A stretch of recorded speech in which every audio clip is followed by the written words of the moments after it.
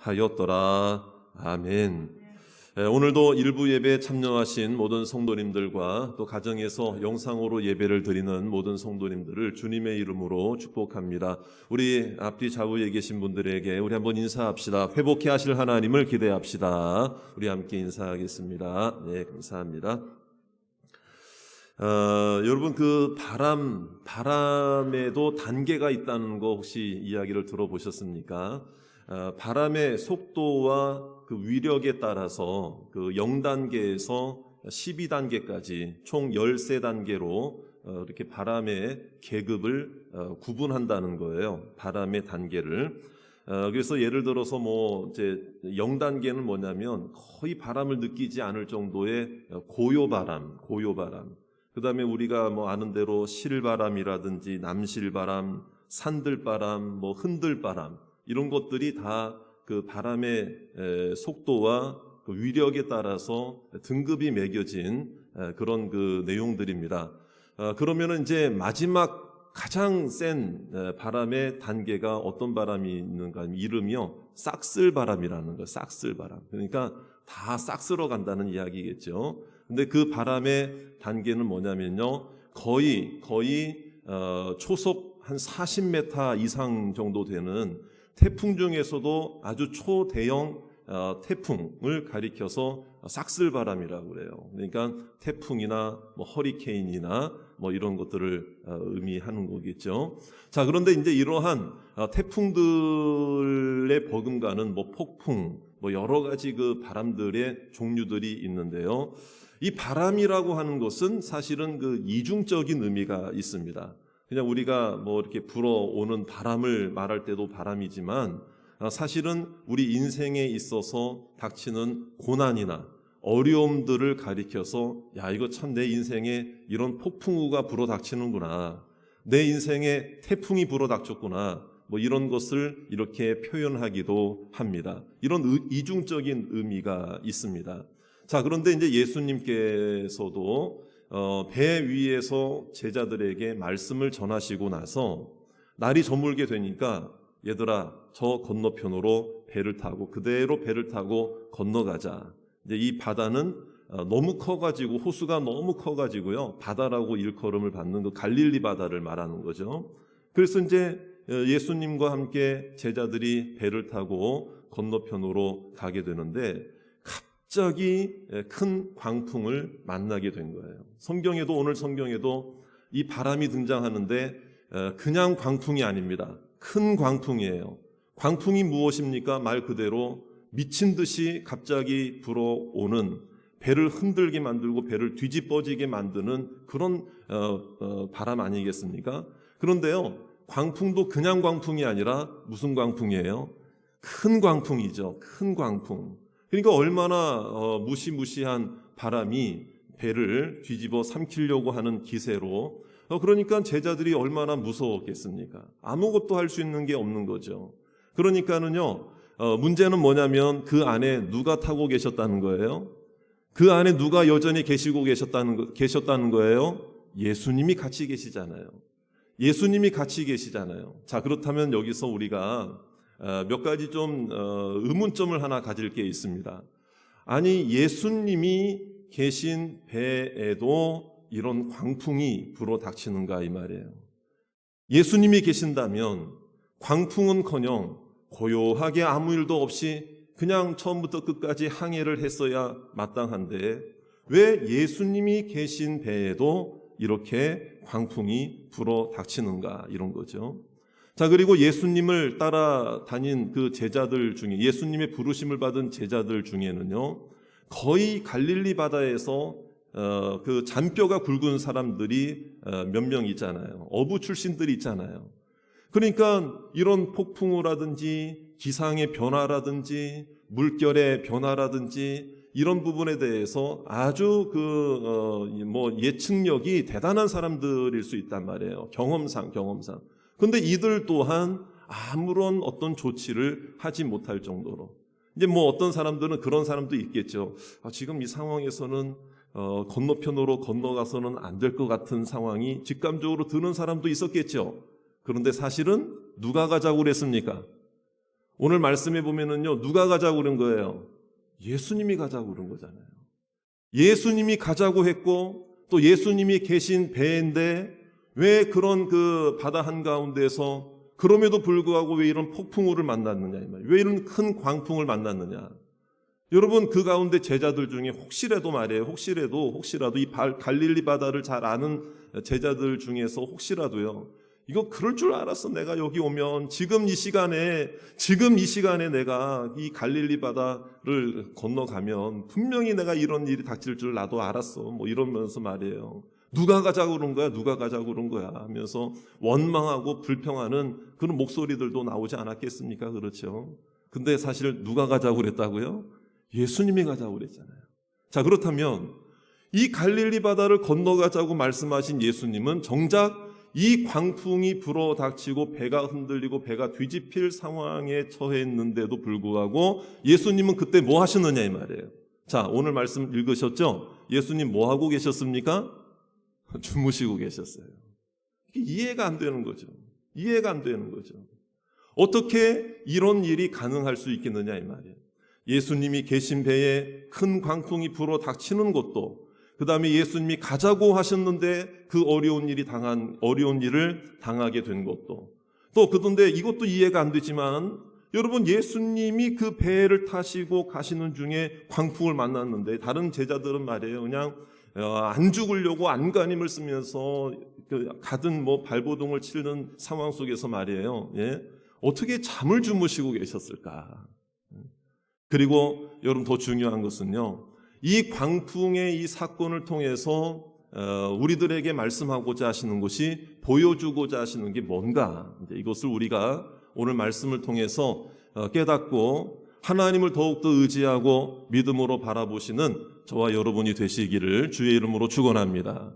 자, 그렇다면 예수님께서 이 광풍의 사건을 통해서 제자들에게 또 우리들에게 보여주고자 하시는 것이 무엇이었길래, 여러분 무엇이었는가? 그것을 우리가 이제 생각해야 되는데요. 그것이 뭐냐면요, 제자들의 지금 현재의 믿음의 현주소가 무엇인지를, 믿음의 현주소가 어디에 와 있고 믿음의 현주소가 어떤 모습이고 믿음의 현주소가 어떤 상태인지를 깨닫게 하시고자 하시는 목적이 있었던 거예요.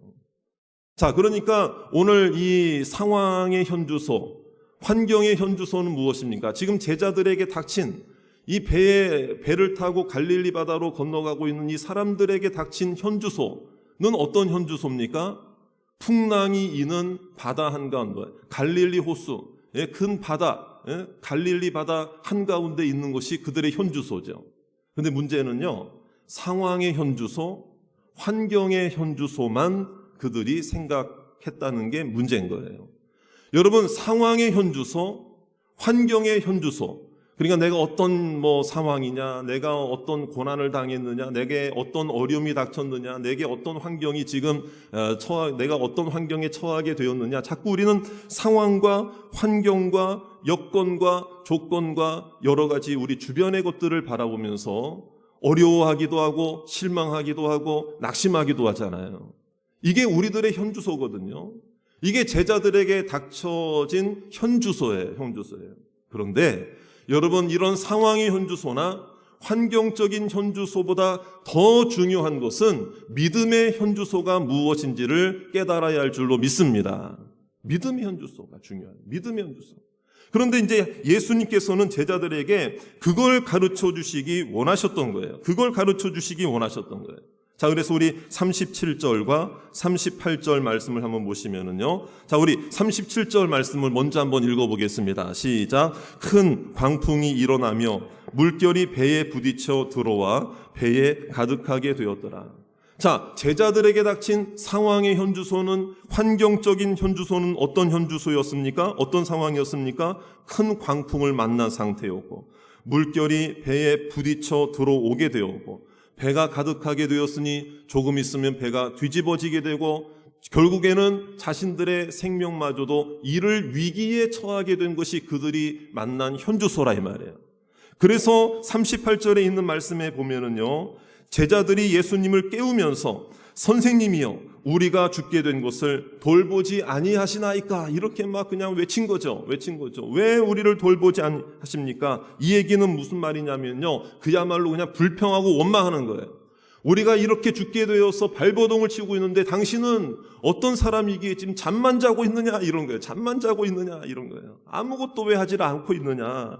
아무런 할 일도 하지 않고 우리와 같이 좀 같이 도와주지 않고 어떻게 해서 잠만 자고 있느냐. 불평과 원망의 뉘앙스예요.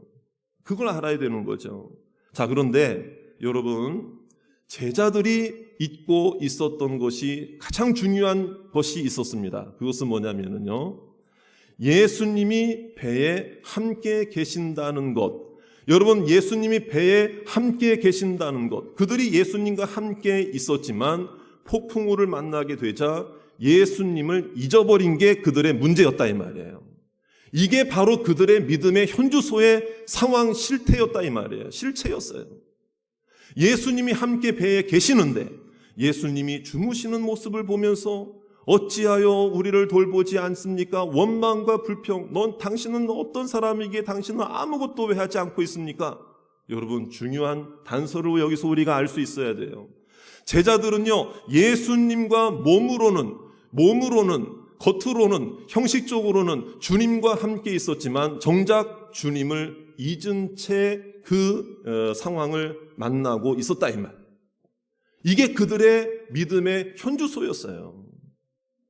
여러분, 예수님이 함께 계신 걸로만 만족할 것이 아니라 예수님이 폭풍우도 잠재우실 창조자요 하나님의 아들이요 권능자요 능력자요 우리의 구원자이심을 믿으시기를 주의 이름으로 축원합니다. 이 예수님. 그러니까 여러분, 여기서 제자들이 깨달아야 될 게 있었거든요. 예수님이 잠을 주무시고 계셨다는 것은 예수님이 아무것도 안 하시는 게 아니라 그런 상황 속에서도 잠을 주무실 수 있는 게 이게 주님의 능력 아니겠습니까? 그렇죠? 믿습니까? 주님이 아무것도 안 하시는 게 아니에요, 여러분.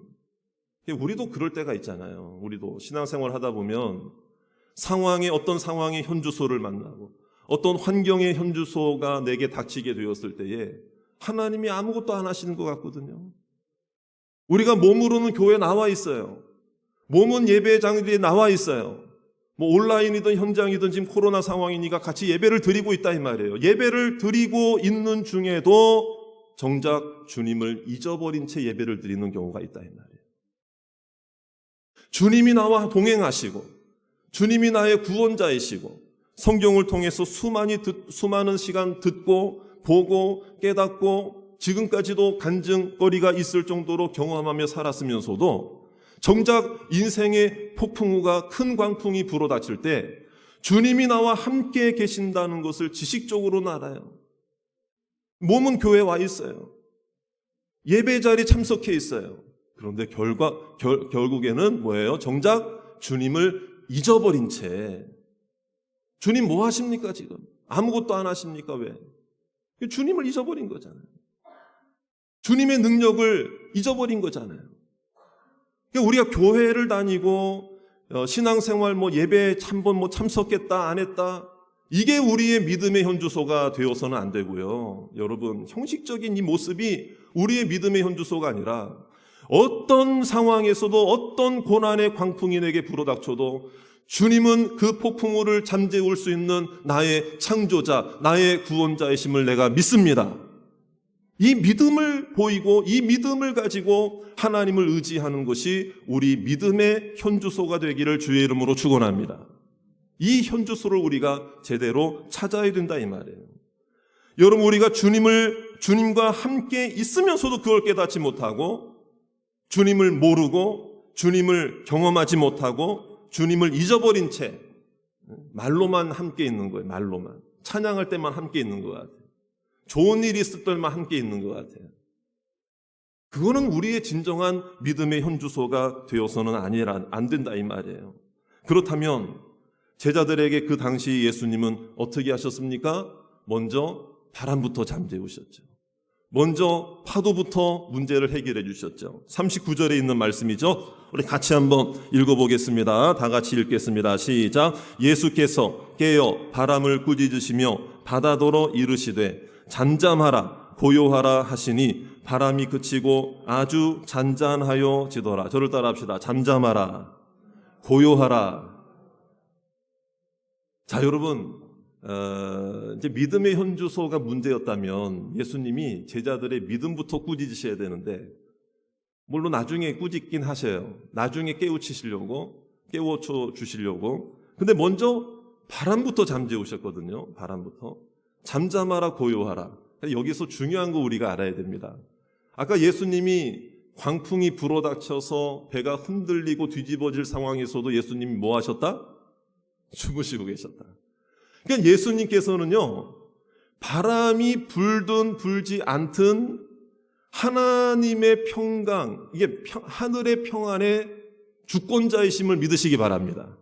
그러니까 예수님께는 어떤 상황이라는 게 문제가 된다, 문제가 되지 않는다. 문제가 되지 않는다. 그러니까 예수 그리스도만 그 배에 계셨다면 잠잠하라 고요하라 하실 필요가 없는 거예요. 왜냐하면 풍랑이 일고 어려움이 닥쳐도 예수님은 잠을 주무실 수도 있는 분이니까 잠을 주무시는 그 자체가 주님의 능력임을 믿으시기 바랍니다. 근데 왜 바람부터 잠재우셨을까요? 왜 파도부터 잠재우셨을까요? 자, 이것은요, 예수 그리스도가 누구신가를 이 제자들의 믿음을 깨우침과 동시에 가르쳐 주시기 위한 목적이 있었던 거예요. 그러니까 이 말씀을 하시고 바람을 다 잠재우시고 나서 자, 이제 평안하게 됐으니까 나 다시 잠잘래, 그냥 가자, 이러고 마신 게 아니라, 이러고 그냥 끝나신 게 아니라 제자들에게 어떤 말씀을 하시고 싶어서 바람부터 잠재우지 아십니까? 그 뒤에 있는 말씀이에요. 40절 말씀 다 같이 한번 읽어보겠습니다. 시작. 이에 제자들에게 이르시되 어찌하여 이렇게 무서워하느냐? 너희가 어찌 뭐가 없느냐? 믿음이 없느냐? 그러니까 예수님은요, 상황적 현주소, 환경적 현주소, 고난의 현주소, 우리 문제의 현주소는요, 언제 어느 때라도 하나님의 능력이면 잠재우실 주님이신 줄로 믿으시기 바랍니다. 문제는 뭐냐면요, 우리 믿음의 현주소가 문제라 이 말이에요. 예수님은 제자들의 믿음의 현주소를 다시 보여주시고 자리매김해 주시고 단단히 해주시기 위해서, 여러분 고정시키기 위해서, 발전시키기 위해서 믿음이 없느냐? 왜 어찌하여 너희가 믿음이 없느냐? 이 말씀을 하신 거예요. 믿음의 현주소를 찾으라는 말은 예수님을 찾으라는 말이에요. 여러분, 큰 광풍이 우리 인생에 불어닥칠 때요, 여러분 예수님을 찾아야 할 주님의 음성인 줄로 믿으시기 바랍니다. 예수님을 찾아야 할 때인 줄로 믿으시기를 바랍니다.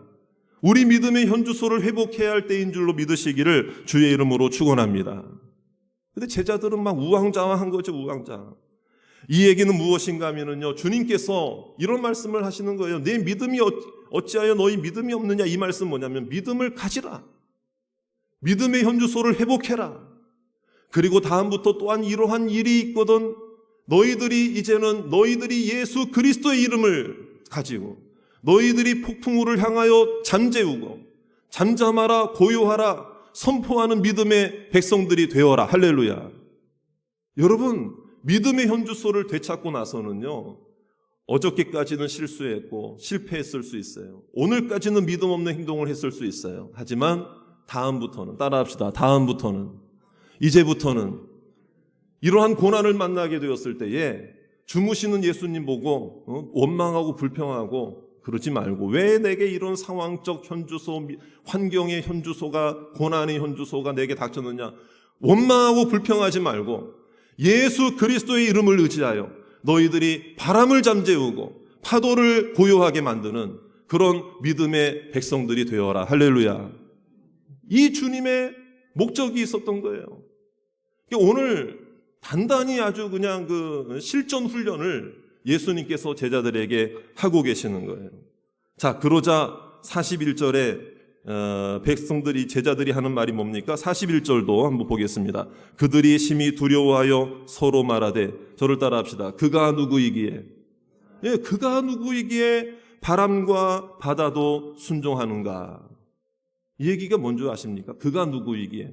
지금까지는 예수님을 따라다니긴 했지만 예수님의 부르심에 응답해서 예수님을 따라가기로 작정은 했지만 예수님에 대해서 제대로 알고 있었다, 모르고 있었다? 모르고 있었다. 이러한 믿음의 현주소를 회복하여 광풍을 만나고 문제를 만나고 인생의 어려움을 만나게 되었을 때에 예수님을 더 확실하게 아는 것이 믿음의 현주소를 회복하는 길임을 믿으시기 바랍니다. 이제는 예수님을 알아야 된다. 이제는 예수님을 만나야 된다. 이제는 예수님을 인격적으로 영접해야 된다. 이제는 예수님을 나의 구세주로 믿어야 된다. 할렐루야. 이 말씀을 하고자 하시는 거예요. 이게 제자들의 이 마음이 확 달라지게 되는 거죠. 이것은 무엇인가 하면요, 앞으로 주님께서 제자들이 믿음의 현주소가 지금은 비록 부족했을지라도 더 큰 그림을 보시고 앞으로 복음을 위해 사용하실 사도로 사용하시고 세우시기 위한 멀리 보시고 큰 그림을 그리시는 예수님의 모습인 줄로 믿으시기를 바랍니다. 사랑하는 성도 여러분, 오늘 우리에게 닥친 우리의 삶의 현주소는 어디인가? 나의 모습, 나의 상황은 어떤 모습인가를 한번 생각해 봅시다. 우리에게도 큰 광풍. 여러분, 우리들에게 불어닥치는 지금 바람이 어떤 바람이 있는가를 한번 생각해 보세요.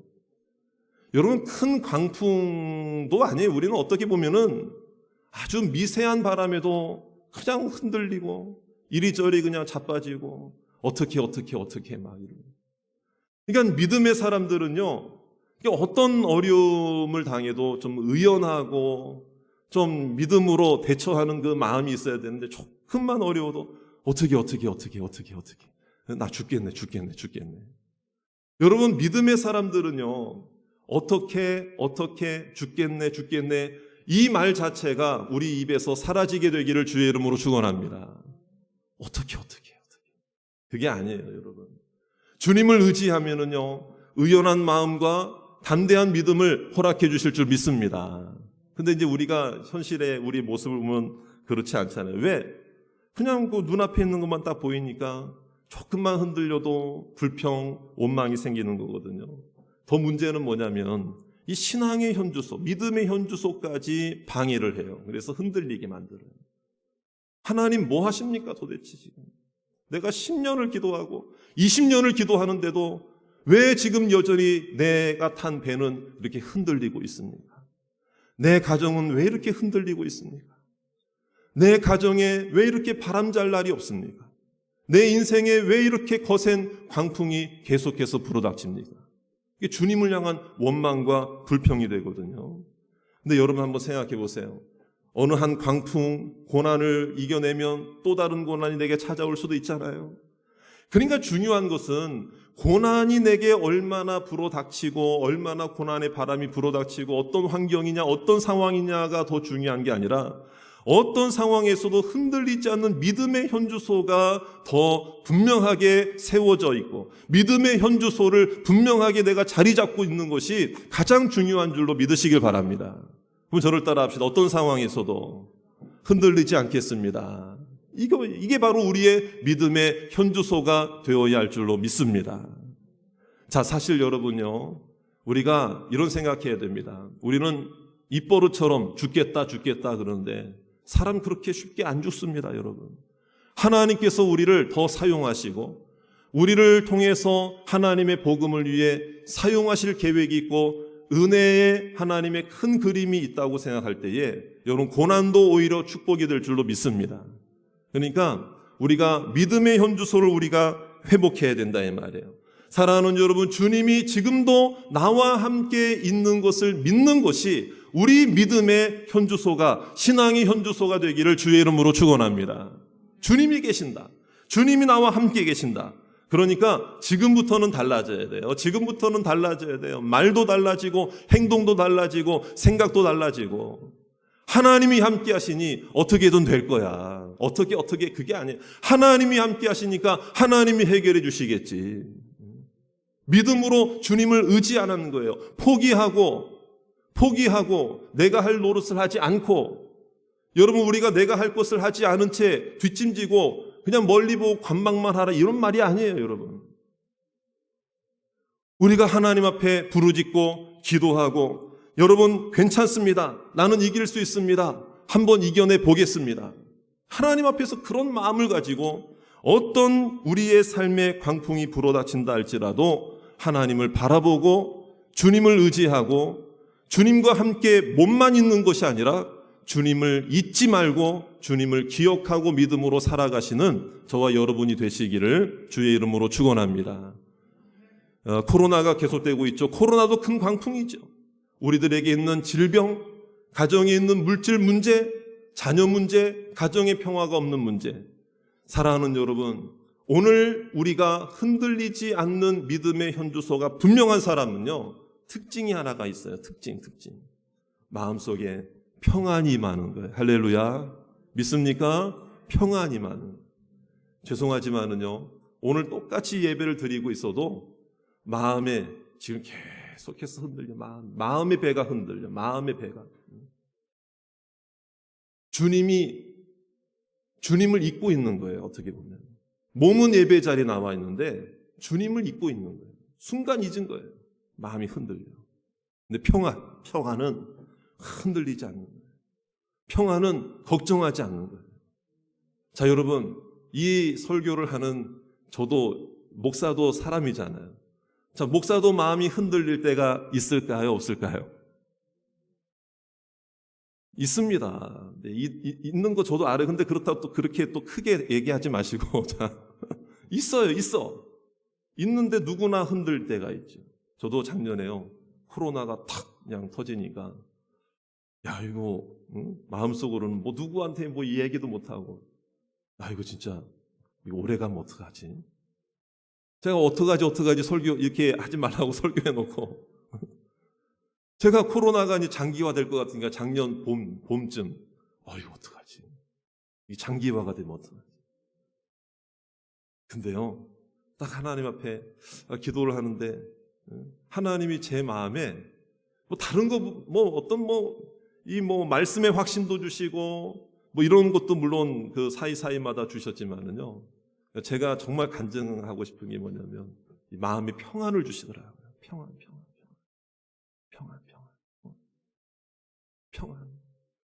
그 평안을 주시니까 그냥 뭐 교회 어떤 뭐 성도님들이 무슨 일 때문에 교회 못 오시고 코로나가 장기화되고 그래도 물론 우리 열심히 해야죠. 또 움직여야죠. 이겨내려고 대처하고 또 함께 노력해야죠. 하지만 마음이 불안한 상태에서 하는 거하고요, 평안한 상태에서 하는 거는 하늘과 땅 차이예요. 하늘의 평안이 여러분들에게 임하게 되기를 주의 이름으로 축원합니다. 오늘 평안을 구하세요. 잠을 주무실 정도의 능력이 있기 때문에 주님은 그 폭풍에도 잠을 주무신 그 주님을 바라보면서, 하나님, 내 마음도 흔들리지 않게 주시옵소서, 평안을 주시옵소서. 여러분 죽을 걱정하십니까? 죽을 걱정하지 마세요. 하나님이 살려주실 줄 믿습니다.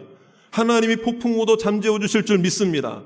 만약에 주님께서는요, 폭풍우 때문에 배가 뒤집혀서 정말 거기서 죽는 사람이 있어도 주님은 부활케 하실 능력이 있는 주님이심을 믿으시기 바랍니다. 그것까지도 생각해야죠. 우리가 하나님을 바라봐야 돼요.